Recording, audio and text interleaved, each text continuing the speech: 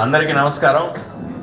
ఈరోజు పెద్దలు గౌరవనీయులు మాజీ భారతీయ జనతా పార్టీ రాష్ట్ర అధ్యక్షులు రెండవసారి ఎమ్మెల్సీగా ప్రమాణ స్వీకారం చేసిన సందర్భంగా వారిని అభినందించడానికి వచ్చినటువంటి బీజేపీ నాయకులకు కార్యకర్తలకు అందరికీ కూడా పేరు పేరున నమస్కారాలు, స్వాగతం తెలియజేస్తా ఉన్నాను. ఇదొక చారిత్రాత్మకమైన అంశం. ఇది ఎందుకంటే భారతీయ జనతా పార్టీలో ఉమ్మడి ఆంధ్రప్రదేశ్లో కానీ ఇప్పుడు కానీ ఎప్పుడు జరగనిది. 2 సార్లు ఎమ్మెల్సీగా భారతీయ జనతా పార్టీ నాయకులు ఒకరే ప్రమాణం స్వీకారం చేయడం అనేది మొదటిసారి జరుగుతున్న అంశం. ఈరోజు కూటమిలో 3 పార్టీల కలయికలో ఆంధ్రప్రదేశ్లో ప్రభుత్వం ఏర్పడిన తర్వాత వచ్చినటువంటి ఎమ్మెల్యేలకు సంబంధించిన ఎన్నిక. దాంట్లో మీకు అందరికీ తెలిసిందే, ఒక ఎమ్మెల్సీ సీటుని భారతీయ జనతా పార్టీ కేటాయించడం.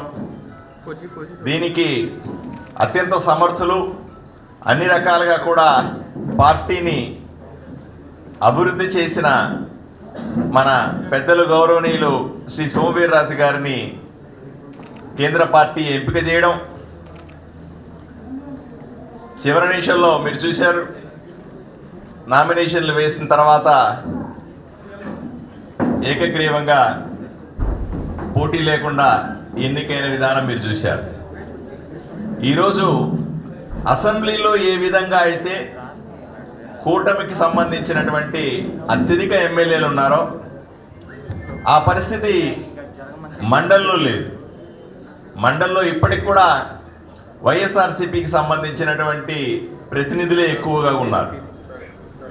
ప్రతి చర్చ అసెంబ్లీలో ఎలా జరుగుతోందో అలాగే ప్రతి బిల్లును కూడా పాస్ చేయాల్సిన అవసరం, బాధ్యత మండలికి కూడా ఉంది. పెద్దల సభగా పిలుచుకునే మనం ఆ సభలో ప్రాతినిధ్యాన్ని పెంచుకునే దిశగా జరుగుతున్న ప్రయత్నాలు.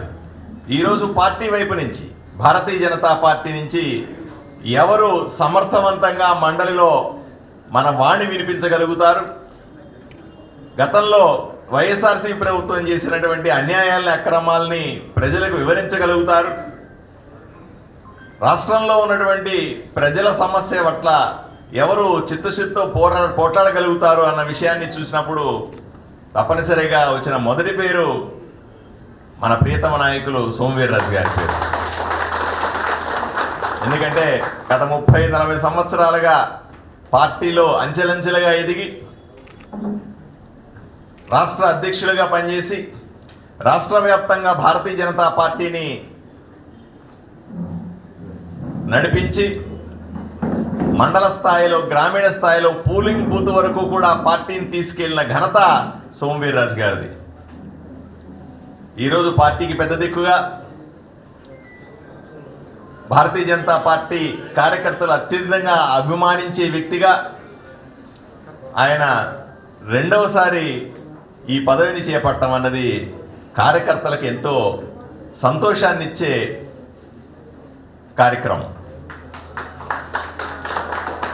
రాష్ట్ర వ్యాప్తంగా ఉన్న భారతీయ జనతా పార్టీ సామాన్య కార్యకర్తలందరూ కూడా, నాయకులందరూ కూడా ఈరోజు ఆయన ఎంపిక పట్ల, ఆయన ఈరోజు ప్రమాణ స్వీకారం చేసిన ఫోటోని ప్రొఫైల్ ఫోటోలుగా పెట్టుకొని ఎంతో ఆనందిస్తున్న సందర్భం ఇది. ఆంధ్రప్రదేశ్లో భారతీయ జనతా పార్టీకి మంచి రోజులు వచ్చినాయి.